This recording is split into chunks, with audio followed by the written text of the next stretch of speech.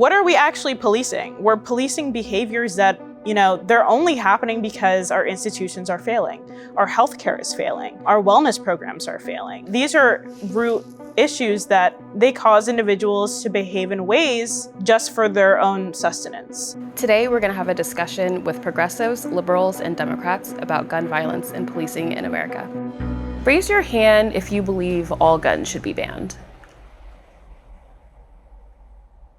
Nobody? Obviously, semi-automatic weapons, why do we need those? Any military grade, anything, why do we need those?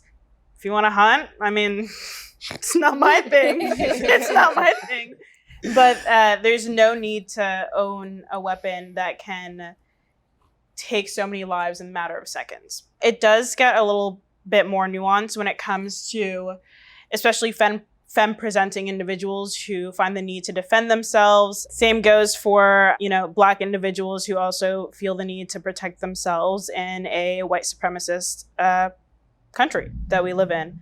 Once I started to realize, my safety is always being something that I have to constantly think about, just as someone who is femme-presenting, I was like, yeah, I'm going to probably get a firearm once I leave New York City. And it's common in my area to get a firearm. But there is a need for me to get a firearm to protect myself. I am not the fact. My statements are my statements. They do not hold a lump sum for other Black trans people. It's difficult to nuance exactly when we should be letting people have weapons, of course. It's even harder to put into the hands of lawmakers to decide how a massive group of people should be able to arm themselves, whether or not they should be able to do that.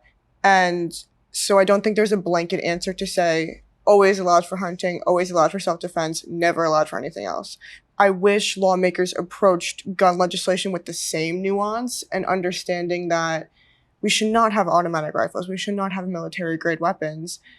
And what is making these people want to arm themselves? What situations and what communities do they live in where they don't feel protected by the law, they don't feel protected by the police, and so their only way of protecting themselves is by arming themselves? How do you guys think of self-defense kind of broadly when it comes to marginalized communities defending themselves? I think that question is only controversial if you perceive the utilization of violence or guns or weapons in the context of colonization, imperialism, because somehow historically this country was built on violence by white folk.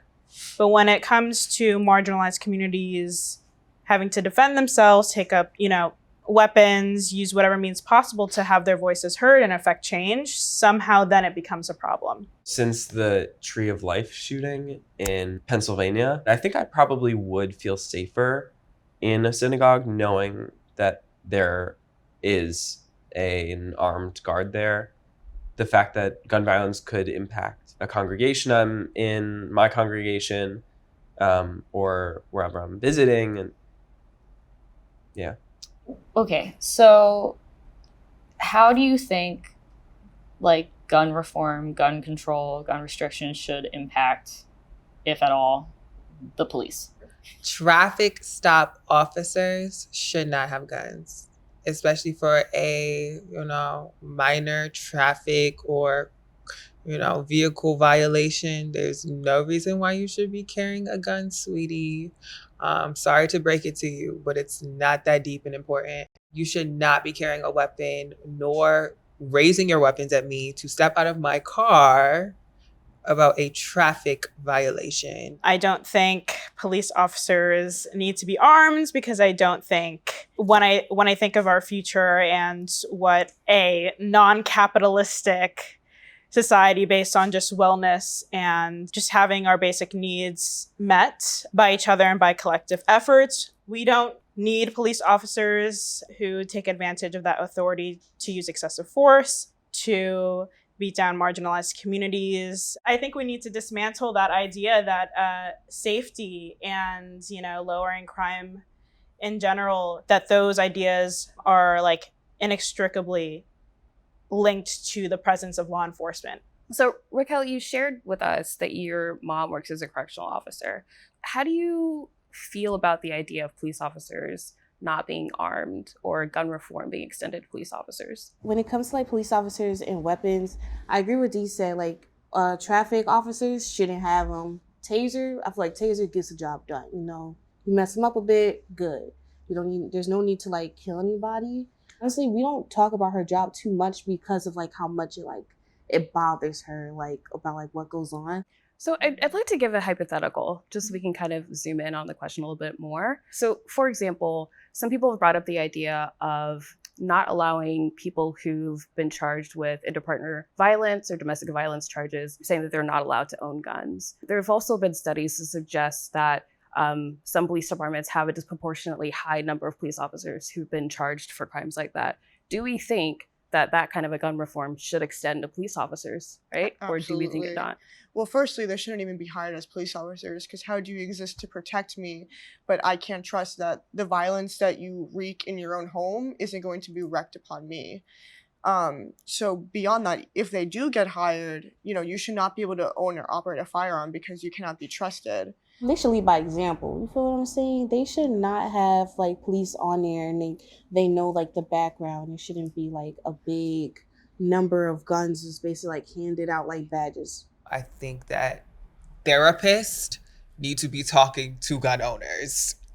And that's just a thing that I constantly think about. So I just wanted to say that. And that's low-key so ridiculous that like I can't drink, but I can buy a gun. I can't smoke in the state of New York, but I can buy a gun. America is literally ghetto. Like, if you think about it, it's so ghetto. Like the things that we can and can't do. Raise your hand if you feel safer when a police officer is nearby. Like if you see a police officer, that seeing police makes you feel safer. Okay, so 3 mimes. Raise your hand if being around a police officer makes you feel less safe. Raise your hand if you support defunding the police. Fun. Jack, you want to tell us why you didn't raise your hand?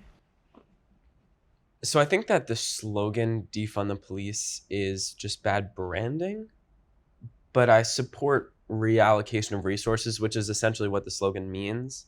I think that police have too many responsibilities in our country.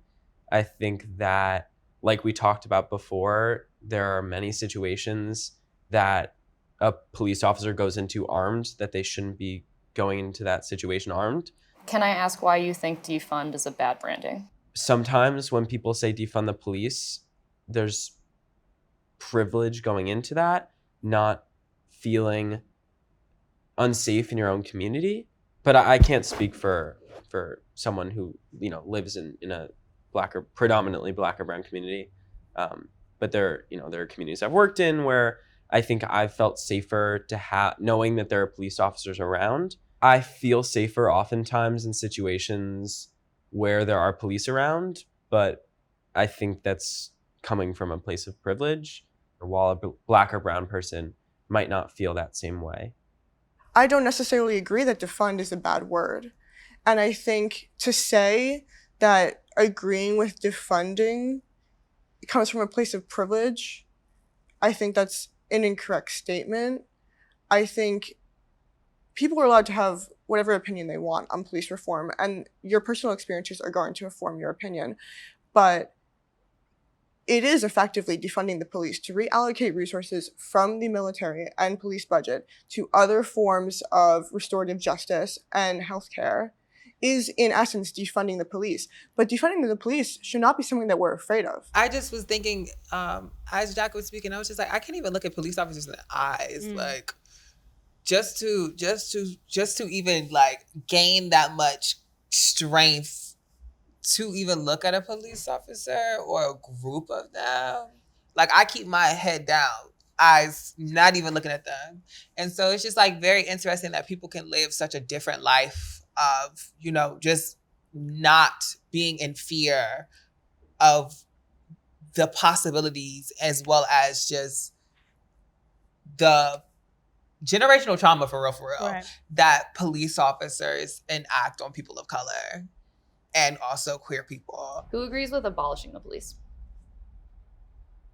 Okay. In a dream world, I truly believe that we could live without police officers, especially when we like solve the root problems of the reasons why people commit crimes, acts of violence. I strongly believe that there is a world out there, hopefully this world, and one that we can soon get to, where we can abolish the police. I agree with that, but I don't. In a dream world, yes, we wouldn't need police officers, but I don't think this is a dream world, and I still think that there's so many systems, gun violence being one of them, that have to be addressed head on to its fullest extent first before we can have that discussion. Mm-hmm. That's what I say. Like, there's always a root to every problem. When you're able to solve the root to every problem inside of this very, very corrupt world, then we can really see a world. Well, we can really see a reality. Let me actually use that word. Right. We can see a reality where police officers can be abolished. So no capitalism. Oh my gosh, yes. Especially when we start to like really think about what police are protecting, property or people. Yeah. And we've seen this time and time and time again, even when time was people were property. What are we actually policing? We're policing behaviors that, they're only happening because our institutions are failing. Our healthcare is failing. Our wellness programs are failing. These are root issues that they cause individuals to behave in ways just for their own sustenance. And once we tackle those problems, we come to a point where we can say that police can be obsolete. Prisons can be obsolete. Like, we can get to that point, and it's very possible. So in your viewpoint, do you think there is a version of, or a future that we could live in where everyone who commits acts of violence that today would require police reaction, do you think there's a reality where, because we have the resources and the programs to help them, that they don't commit these acts of violence, and so there's no police necessary? Oh, absolutely. I think, again, when it comes to healthcare, wellness programs, restorative programs, conflict prevention programs, those programs are preventative measures. They allow people to get to a point in their lives where they feel secure, supported. Do you think that these kind of community-based solutions that are not police can replace or step in or account for some of the conflicts or the crimes that happen that police now respond to? Do you think it's possible or feasible, realistic for those solutions to replace something like a police department in a local community? Absolutely. Absolutely. Without a doubt. Absolutely. I think there needs to be like more people within the community who can have, I think, conflict resolution, especially when it comes to like mental health awareness, especially when it comes to drug abuse and also substance abuse and also our homeless population. I think oftentimes, yes, there are community groups, and I've seen community groups who are from the community very effectively deal with issues of food scarcity, of homelessness, of drug use. So I think that when we're talking about addressing issues of poverty, yes, absolutely.